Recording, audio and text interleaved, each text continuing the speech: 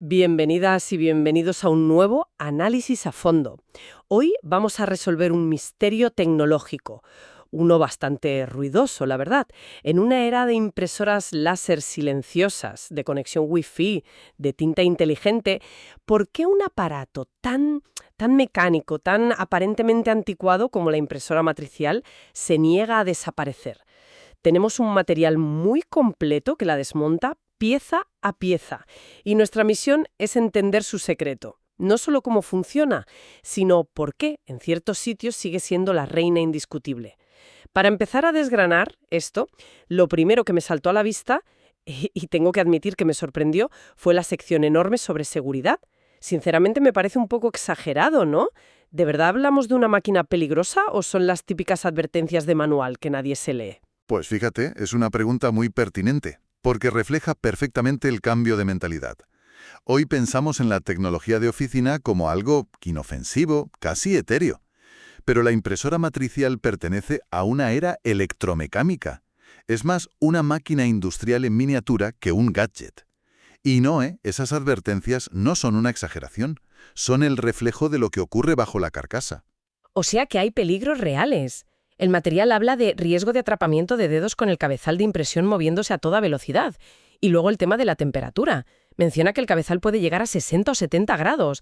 Vamos, que es como tocar una sartén caliente. Exactamente. No es que toda la impresora esté a esa temperatura, claro, pero el cabezal, después de imprimir un informe largo, acumula un calor considerable. Meter la mano ahí justo en ese momento es una mala idea. Y es mencionado el movimiento, pero falta el tercer factor clave que a menudo se subestima: el ruido. Ah, el ruido. El característico bzz-ch-ch-ch, bzz-ch-ch-ch, es casi icónico. Icónico y agotador. Se habla de niveles de entre 70 y 80 decibelios. Para que nos hagamos una idea, eso es como el ruido de una aspiradora funcionando constantemente a tu lado. Ahora imagina una oficina en los años 90 con 10 de estas bestias imprimiendo facturas a la vez. El ambiente tenía que ser una locura. No es solo una molestia, es una causa reconocida de fatiga auditiva y de estrés si la exposición es prolongada. Entiendo. Ahora entiendo por qué en entornos industriales se mencionan cubiertas acústicas o incluso protección para los oídos. Es que no lo piensas como un riesgo laboral, pero tiene todo el sentido. Vale, todo ese ruido, ese calor, ese movimiento violento, tiene que venir de algún sitio. Eso me da todavía más curiosidad por saber qué hay dentro. ¿Qué es lo que provoca todo ese alboroto?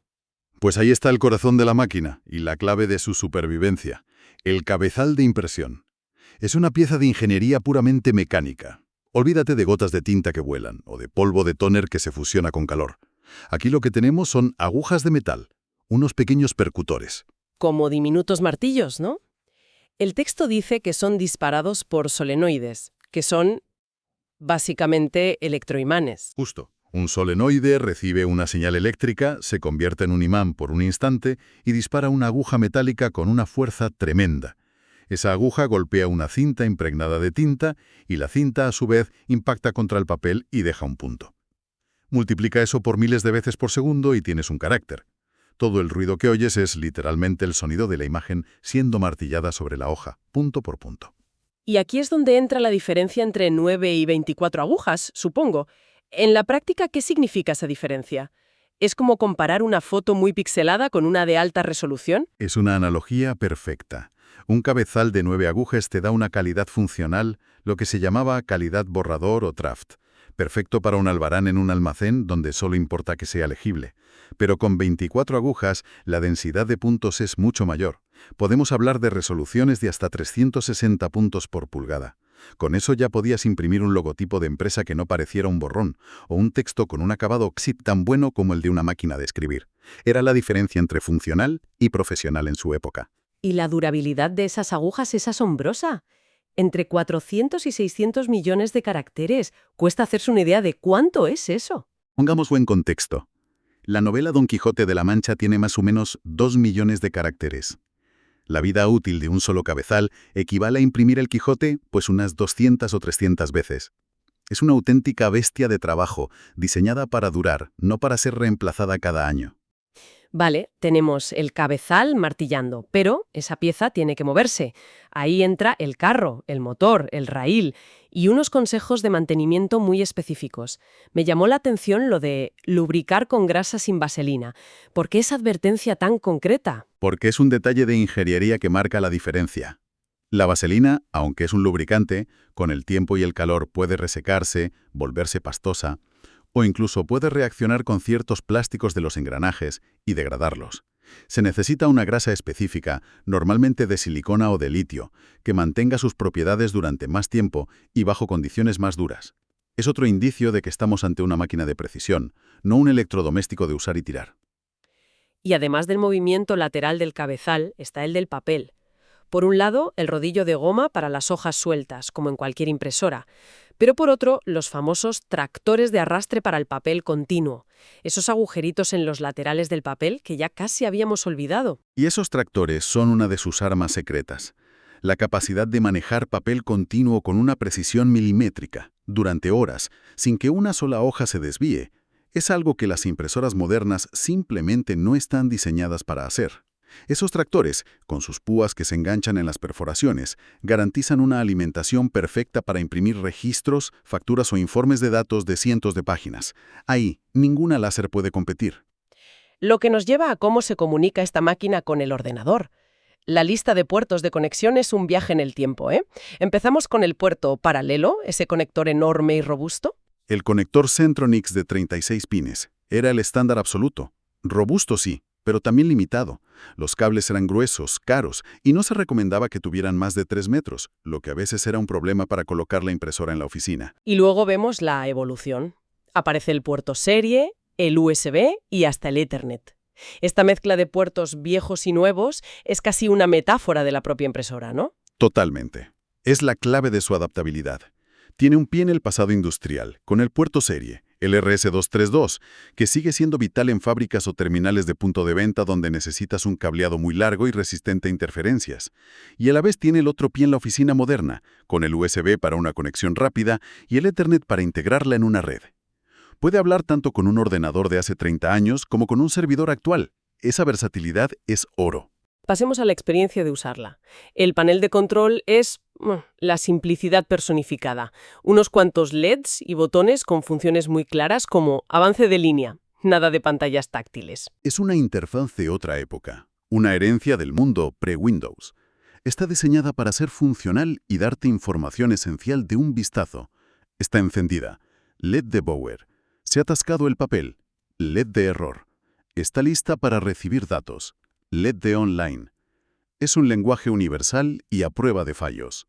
Y esos LEDs a veces parpadean, y el patrón de parpadeo es un código de error. Me recuerda a los códigos de la BIOS de un ordenador antiguo. Tienes que ir al manual para descifrar qué te está queriendo decir la máquina. Exacto. Un parpadeo lento del LED de online junto a un LED de error fijo podía significar atasco de papel. Pero si ambos parpadeaban rápido, a lo mejor era un sobrecalentamiento del cabezal. Era un sistema rudimentario pero eficaz. Y además de los LEDs, tenías el control físico. El botón Form Feed para expulsar la página era indispensable. Y el consumible estrella, por supuesto, la cinta de tinta. Me recuerda totalmente a las de las máquinas de escribir. ¿Y qué tal su rendimiento? ¿Hay que cambiarla cada por 3? Ni mucho menos.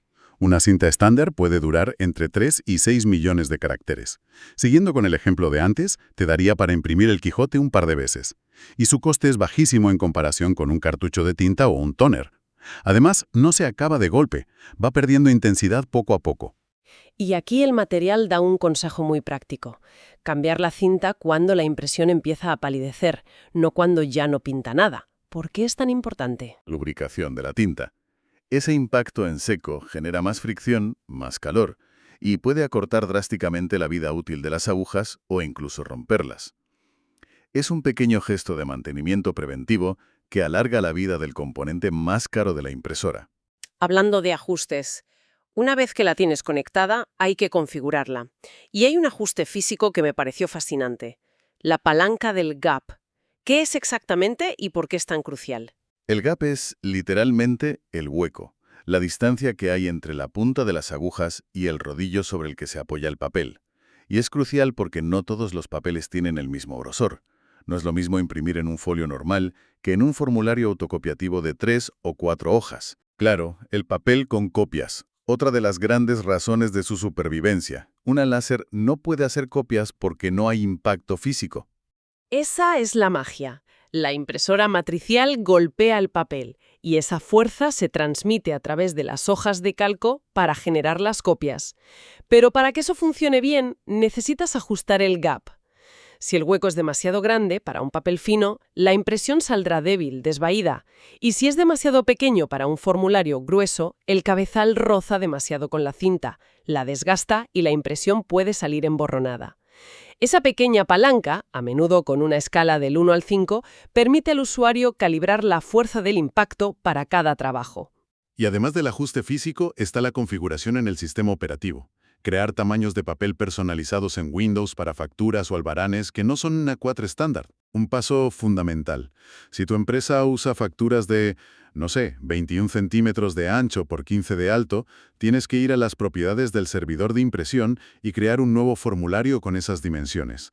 Si no lo haces, el programa enviará los datos pensando que es una A4 y la impresión saldrá totalmente descolocada. Todo esto nos lleva a la solución de problemas. Imagina que soy una técnica y me llega una impresora que no funciona. El material propone una especie de árbol de diagnóstico. Si no responde en absoluto, lo primero es lo más obvio. ¿Está bien enchufada? ¿Está el botón online activado? A veces la solución es así de simple. Parece una tontería, pero el botón online o en línea pilla a muchísima gente. Si la impresora está offline, ignora cualquier dato que le llegue del ordenador porque está en un modo de mantenimiento local. Pulsar ese botón es el primer paso en el 80% de los casos. Luego, si la impresión es muy débil, ya lo hemos comentado, o la cinta está gastada, o el gap está mal ajustado. Esas son las dos causas principales. Primero pruebas a ajustar el gap a una posición más cerrada. Si mejora pero no es perfecto, entonces es el momento de cambiar la cinta. Son soluciones baratas y rápidas. Pero hay un problema que suena más grave. Si aparecen líneas blancas horizontales en los caracteres como si faltaran trozos. Ahí la cosa se pone seria. Esa es la señal inequívoca de que una o varias agujas del cabezal están rotas o atascadas por la suciedad. Como cada aguja imprime una fila de puntos, si una falla deja un espacio en blanco en todo el recorrido. Es una avería puramente mecánica, y la única solución real es sustituir el cabezal entero, que ya es una reparación más compleja y costosa. Entonces, haciendo balance de todo lo que hemos analizado, llegamos a la conclusión: esta tecnología, que a primera vista parece un dinosaurio, sobrevive porque es una especialista increíblemente buena en su nicho. Es la herramienta perfecta para un trabajo muy concreto. Es como un martillo en un mundo de destornilladores eléctricos. Para ciertas tareas sigue siendo insustituible. Su durabilidad es legendaria. El coste por página es ridículamente bajo y su capacidad para manejar papel continuo y formularios con múltiples copias es algo que la tecnología moderna simplemente ha decidido no replicar. Es una lección de que lo más nuevo no siempre es lo mejor para todas las aplicaciones. La industria, la logística, los bancos, todos esos sectores que necesitan registros físicos, fiables y baratos, siguen dependiendo de ellas.